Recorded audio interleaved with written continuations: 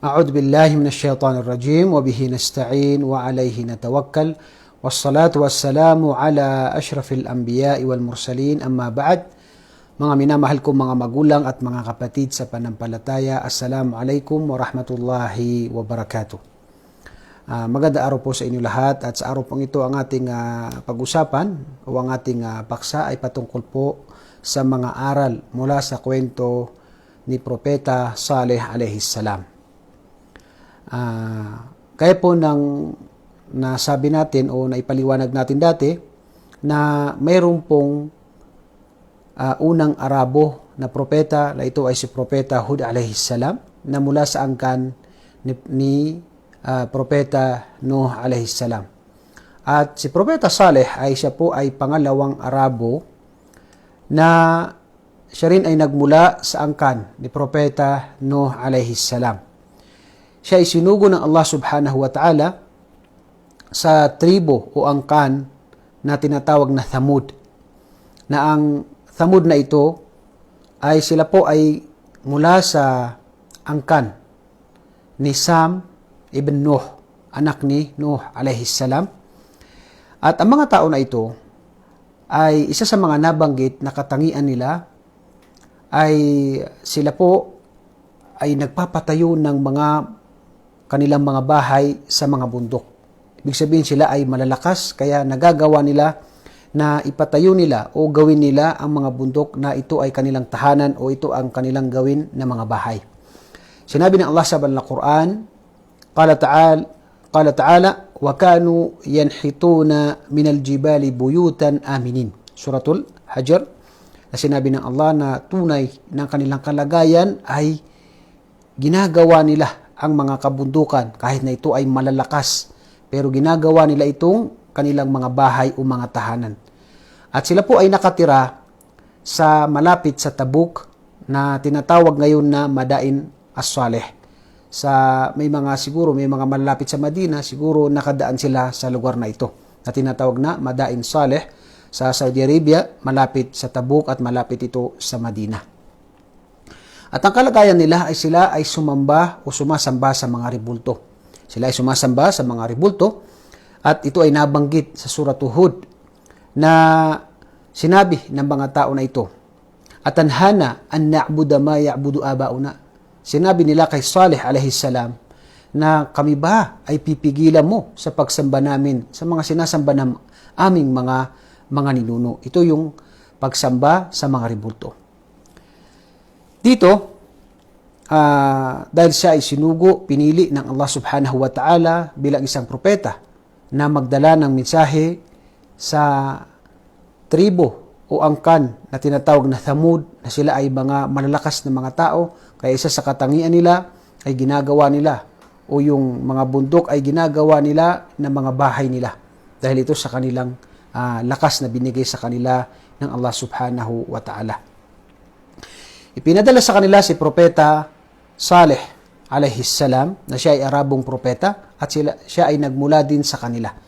Yan ay kadalasan na makikita natin na si Nuh alayhis salam ay ipinadala siya sa kanyang mga nasyon.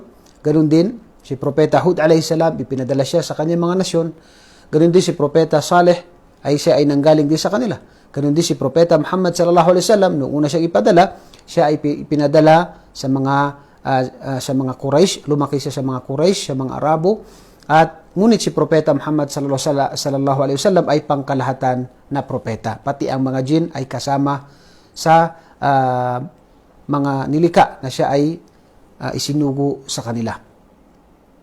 Dito makikita natin na wa ila Thamud akhahum Salihah, at dito ipinadala si Saleh sa kaniyang mga kamag-anak o mga tinatawag na mga nasyon, mga tribo na pinanggalingan niya, na ang pangalan na ito ay Thamud.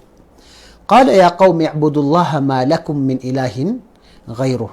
Sinabi niya sa kanyang mga nasyon, o aking mga nasyon, mga tribo na ito, sambahin niyo ang Allah subhanahu wa ta'ala at wala kayong ibang Panginoon maliban sa Kanya. Siya ang dakilang tagapaglikha. Ito ay nabanggit sa Suratul A'raf. Siya ay nagbigay ng mabuting balita sa kanila, na kapag tinanggap nila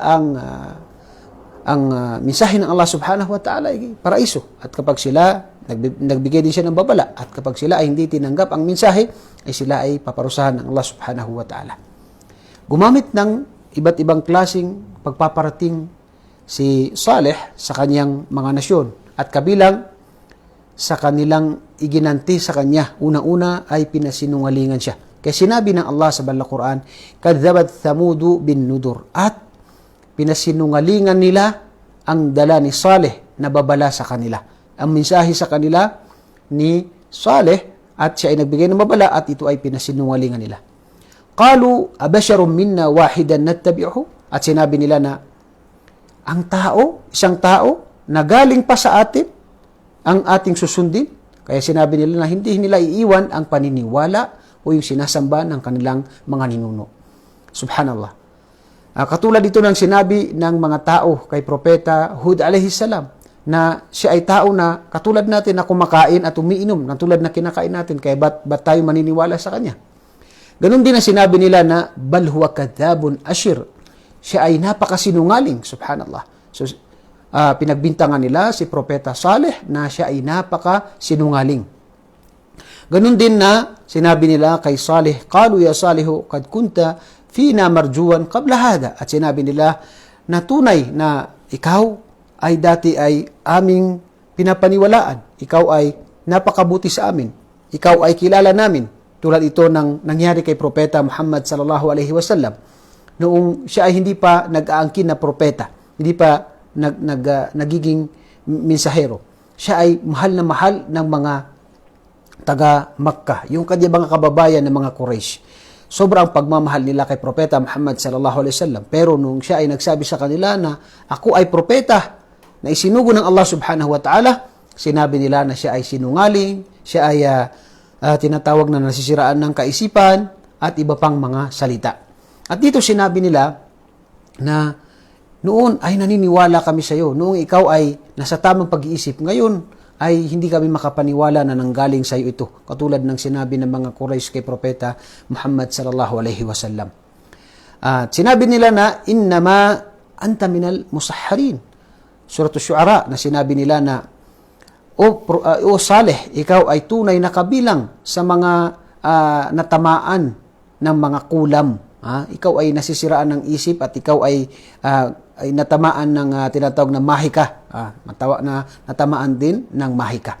So ito yung mga klase ng kanilang tinatawag na pagtanggi kay Propeta Saleh alayhi salam.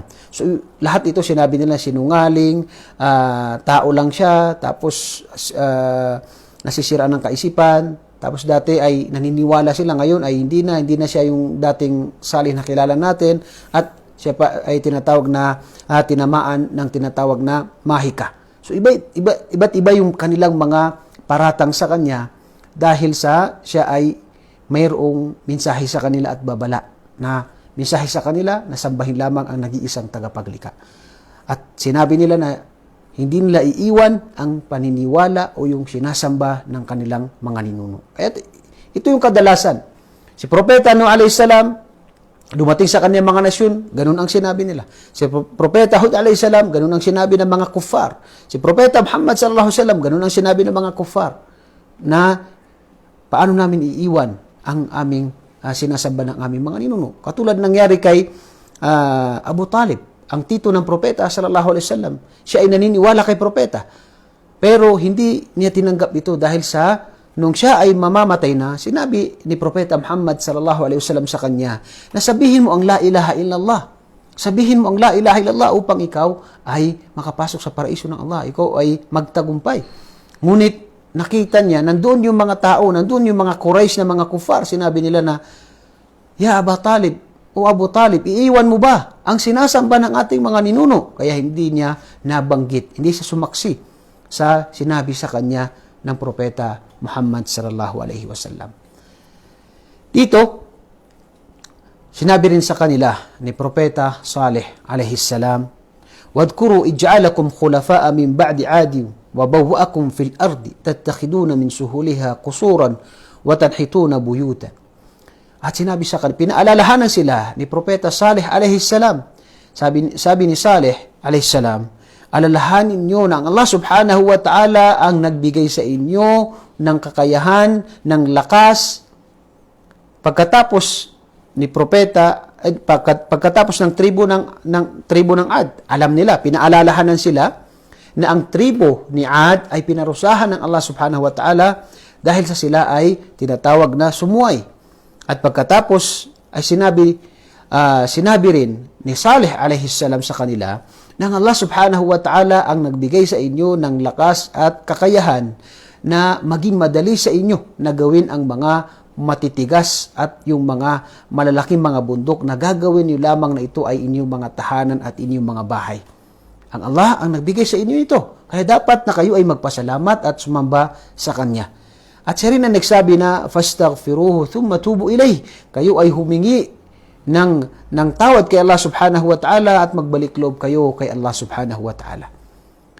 Hindi pa rin nawawalan ng pag-asa si Propeta Salih alayhi salam sa kanila at siya ay nagbibigay pa rin ng payo sa kanila. Ngunit pagkaraan ng maraming pagpapayo sa kanila ay hindi pa rin sila tumatanggap ng mensahe maliban sa iilan sa kanila. At dito ay humingi sila ng tanda. Yung kumbaga sa atin ay himala. Humingi sila ng tanda kay Propeta Salih alayhi salam. At si Propeta Salih alayhi salam, yun, sinabi ng mga tao na ito na, Fa'ati bi ayatin in kunta minas sadiqin. Ikaw ay ipakita mo sa amin kung ano ang yung tanda na yung pagiging propeta kung ikaw ay tunay na tapat at tunay na propeta. At si Propeta Salih alayhi salam, siya ay nagsagawa ng pagdarasal at nanalangin kay Allah subhanahu wa ta'ala. Yan ang ginagawa ng mga propeta. Si Propeta Muhammad sallallahu alaihi wasallam, ganun din ang kanyang ginawa. At ang problema lang, ang mga tao na ito, mga kufar na ito, ay hindi ibig sabihin na mayroong himala na dumating sa kanila ay naniwala na sila. Katulad kay Propeta Muhammad sallallahu alaihi wasallam, humingi sila ng tanda at nagdua, nagsala ang Propeta sallallahu alaihi wasallam, nagdua siya at nahati ang tinatawag na buwan, pero hindi pa rin sila naniwala. Sinabi nila na napakalakas ang tinatawag na magic ni Propeta o ni Muhammad sallallahu alaihi wasallam. So, hindi sila naniwala maliban sa iilan sa kanila. Katulad nito, humingi sila ng tanda. At si Propeta Salih alayhi salam, siya ay nanalangin kay Allah subhanahu wa ta'ala.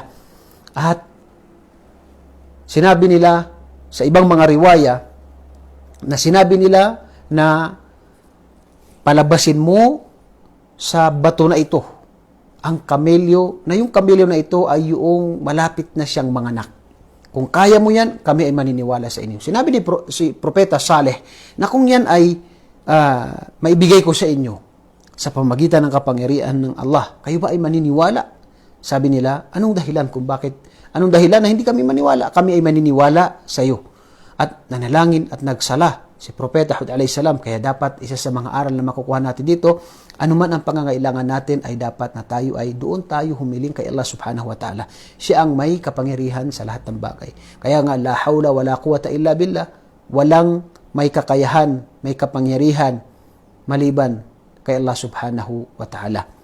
At sino man ang magtiwala kay Allah, wa may yatawakkal ala Allah fahuwa hasbuh. Sino man ang magtiwala kay Allah ng buong pagtitiwala ay sapat na sa kanya ang Allah subhanahu wa ta'ala. At dito ay nanalangin si Propeta Saleh at lumabas mismo doon sa tinatawag na bato na yun, ang isang kamelyo na sa ibang riwaya, sa Quran at saka sa hadith na banggit ay kamelyo. Pero sa ibang mga Israeliyat, yung mga naunang mga kasulatan, binanggit nila na ito ay kamelyo na malapit ng manganak. Sinabi ng Allah sa Balang Quran, hadihi naqatullahi lakum ayah. Ngayon ay ibinaba sa kanila o yung himala na ito na kamelyo na tinawag na naqatullah, kamelyo ng Allah, na ito ay tanda sa pagiging propeta ni Propeta Salih alayhi salam. Naniwala ba sila? Hindi sila naniwala. Maliban sa kakaunti sa kanila. Hadihi naqatun laha shirbun yawmin ma'lum. At sinabi sa kanila ni Salih na itong kamelyo na ito dahil merong isang balon, isang tubig doon na yun ang pinagkukuhaan nila ng tubig.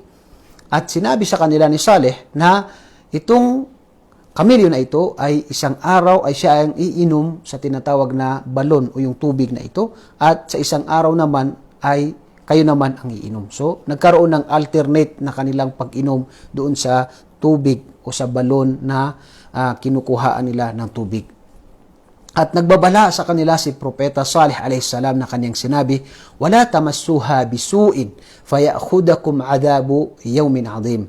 At huwag kayong gagawa ng anong masama sa tinatawag na kamelyo na ito dahil kapag ito ay ginawa nyo, tunay na kayo ay paparusahan ng Allah subhanahu wa ta'ala ng matinding kaparusahan.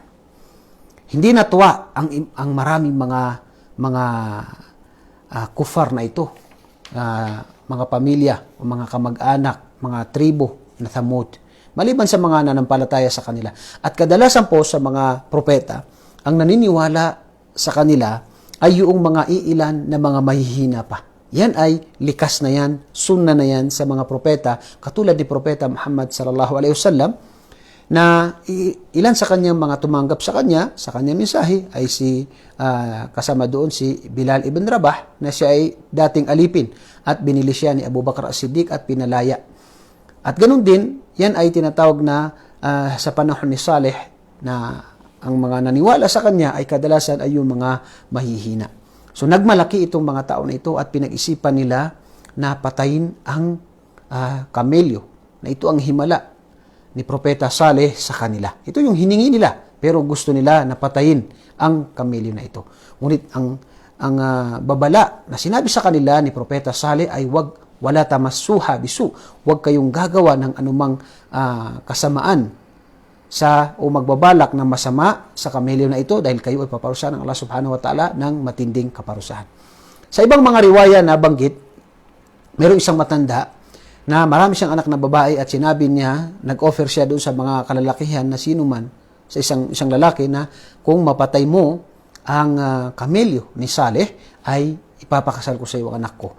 Meron ding ibang riwaya na meron ding isang babae na napakaganda at sinabi niya sa isang lalaki na kapag napatay mo ang kamelyo ni Saleh ay yun ang tinatawag na mahar mo. So yun ang mahar para ako ay mapakasalan mo. So dito, nagkaisa at nabanggit yan sa Banal Quran na siyam na tao mula sa mga kalalakihan na sila yung nagkaisa na manguna sa pagpatay sa kamelyo ni Saleh. Kamelyo ng Allah subhanahu wa ta'ala na ito ang himala ni Propeta Saleh alayhi salam. At una, pinana nila ang kamelyo na ito at pagkatapos ay siya ay tinatawag na pinatay ni Qudar bin Salif. Qudar bin Salif, nabagit natin mga ulama na pumatay sa kanya na tao ay si Qudar bin Salif.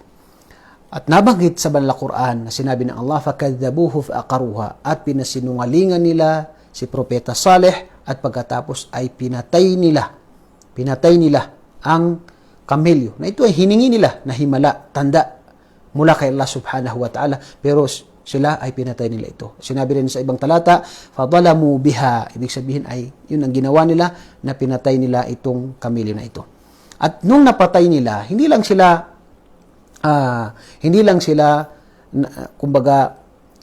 nadala, kumbaga hindi sapat sa kanila yung pagpatay nila sa kamelyo. Bagkus sila ay tinatawag na inisip pa nila yung tinatawag na papatay nila si Propeta Saleh alayhi salam at ang kanyang pamilya. At ito ay nabanggit sa Quran na pinagplanuhan nila na patay nila si Saleh alayhi salam at ang kanyang pamilya at sasabihin nila sa kanyang mga kamag-anak na wala kami nakita kung sino ang gumawa sa kanya sa bagay na ito. At hinamon pa nila si Propeta Saleh alayhi salam, وَقَالُوا يَا صَالِحُ ائْتِنَا بِمَا تَعِدُنَا إِن كُنْتَ مِنَ الْمُرْسَلِينَ, Suratul A'raf. O ikaw Saleh, sinabi nila, kung totoo na ikaw ay kabilang o ikaw ay isang propeta, ay iparating mo. Manalangin ka kay Allah sa iyong Panginoon na dumating sa amin ang kaparusahan na sinasabi mo. So sila ay nanghamon pa. Hindi na sapat sa kanila yung pinatay nila yung kamelyo Bagkus humiling pa sila na kung totoo kang propeta, ay manalangin ka para makita natin kung kami ba ay paparusahan ng iyong Panginoon. At dumating ang parusa ng Allah subhanahu wa ta'ala sa kanila. Sinabi ng Allah, وَأَخَذَ الَّذِينَ ظَلَمُوا الصَّيْحَةُ فَأَصْبَحُوا فِي دِيَارِهِمْ جَاثِمِينَ. At sila ay dumating sa kanila ang parusa ng Allah subhanahu wa ta'ala sa silang mga nagmalabis. At pagkatapos, sayha, isang pinakamalakas, pinakamatinding tinatawag na tunog, boses, tunog ito. At ito na yung dahilan na lahat sila ay nawalan, nawala yung kanilang mga buhay, at ito na yung dahilan ng kanilang ikinamatay dahil sa boses na ito. At faasbahu fi diyarihim jathimin, at kinabukasan ay lahat ay nakita sila ni Saleh pagkaraan. Ito nabanggit dito sa ibang mga riwaya na bago ito ay dumating sa kanila, pinarusahan sila ng Allah subhanahu wa ta'ala ng mga ilang araw na walang ulan. Hindi dumating sa kanila ang ulan. Pagkatapos, sinabi sa kanila ni Propeta Saleh na maghintay kayo dahil darating ang parusa sa inyo ng Allah subhanahu wa ta'ala. Hindi pa rin sila nagbabalik loob kay Allah subhanahu wa ta'ala hanggang sa dumating na ang parusa sa kanila, na dumating ang isang pinakamalakas, pinakamatinding boses, na dahil doon ay namatay ang lahat ng mga tao na yon, maliban lamang sa mga sumunod kay Propeta Saleh alayhi salam. At sinabi na fama aghna anhum ma kanu yaksibun, at hindi nakapagbigay ng tulong sa kanila ang kanilang mga nagawa, ang kanilang mga bahay na malalaki, na mga bundok, ang kanilang mga anumang meron sila na mga kayamanan, anong dami nila, hindi ito nakabigay ng tulong sa kanila. Isang boses lamang na napakatindi mula kay Allah subhanahu wa ta'ala, ay namatay lahat ang mga tao na ito. At sinabi sa kanila sa ibang riwaya, noong namatay na sila, sinabi sa kanila ni Propeta Saleh na nagbabala ako sa inyo, pero kayo ay tinatawag na nagmatigas at hindi sumunod sa tinatawag na mensahe ko sa inyo.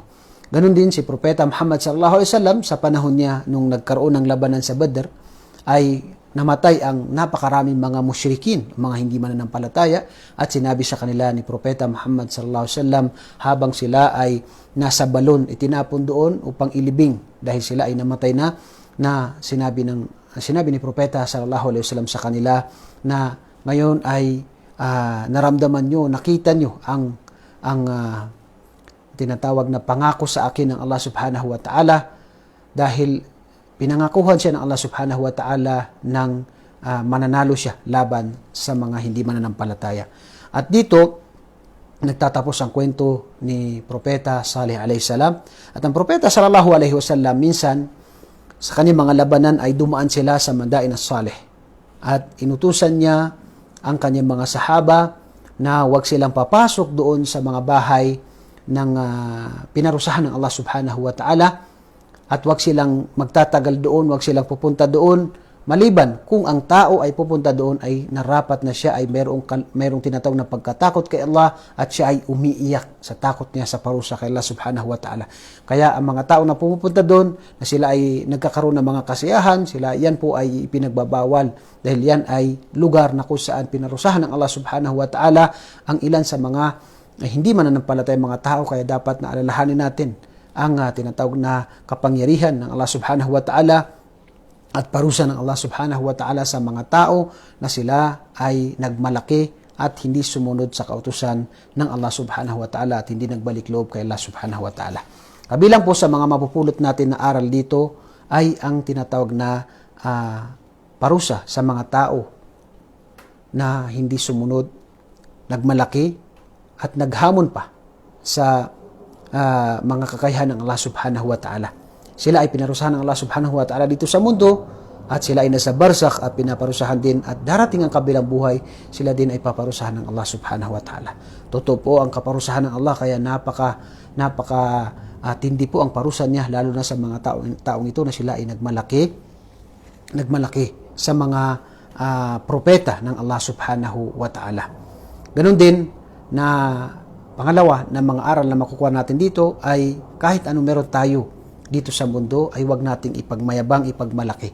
Wala po itong maitutulong sa atin kapag dumating ang ating kamatayan. Hindi po natin mabibili ang kamatayan. Kapag ang dumating sa tao ang kamatayan, ay darating ito anuman ang kalagayan ng tao. Wala pong maidudulot sa atin ang ating kayamanan maliban po sa mga kayamanan na ito ay ginugol natin kay Allah subhanahu wa ta'ala. Ganun din si Propeta Saleh alayhis salam, kabilang sa mapupulot natin na aral dito, ay siya ay nagbigay sa kanila ng mensahe sa iba't ibang mga pamamaraan. Siya ay nagtiis sa pagpaparating sa kanila na ang kanyang hangarin ay para kay Allah subhanahu wa ta'ala at upang mailigtas ang mga nasyon na ito, mga tribo na ito. Pero sila ay nagmatigas, kaya sila ay pinarusahan ng Allah subhanahu wa ta'ala. Ito po ay kabilang din sa mapupulot natin na aral dito ay yung mga tao na sila ay nagtutulungan sa kasamaan ay madadamay lahat sila sa kaparusahan. Kaya itong mga tao na ito, humingi sila ng tanda kay Propeta Saleh alayhis salam. Binigay ni Propeta Saleh sa pamagitan ng kapangyarihan ng Allah subhanahu wa ta'ala ang kamelyo na ito. Pero hindi sila naniwala. Sa panahon natin ngayon, napakaraming kung pag-aaralan natin ang relihiyong Islam, ay napakarami po mga tanda na ang tunay na relihiyon ay ang relihiyong Islam. Kaya narapat lamang po sa mga tao na naghanap po ng katotohanan na pag-aralan ang relihiyong Islam, at kung makita natin na ito ay tamang relihiyon, ay tanggapin po natin. Dahil ito, sinabi sa hadith ni Propeta sallallahu alaihi wasallam, sino man ang makarinig ng aking turo at hindi niya tinanggap, ay siya ay tunay na paparusahan sa araw ng paghukom. Yan po ang katapusan sa mga katapusan o pagtatapos sa kwento ni Propeta Saleh alayhis salam, at yan ang mga aral na makukuha natin dito. Sana po ay nakapulot tayo ng aral dito, at gaya po na nabanggit natin na sana ay ito ay isabuhay natin at ibahagi din natin sa ating mga kapatiran, mga kamag-anak at mga kababayan. At sa lahat po muli nang bumati sa inyo ng Assalamualaikum wa alaikumussalam wa rahmatullahi wa barakatuh. At ako po muli ay nagpapasalamat sa inyo at hinihiling ko kay Allah subhanahu wa ta'ala na gantimpalaan tayo sa ating pag-aaral. Assalamualaikum wa rahmatullahi wa barakatuh.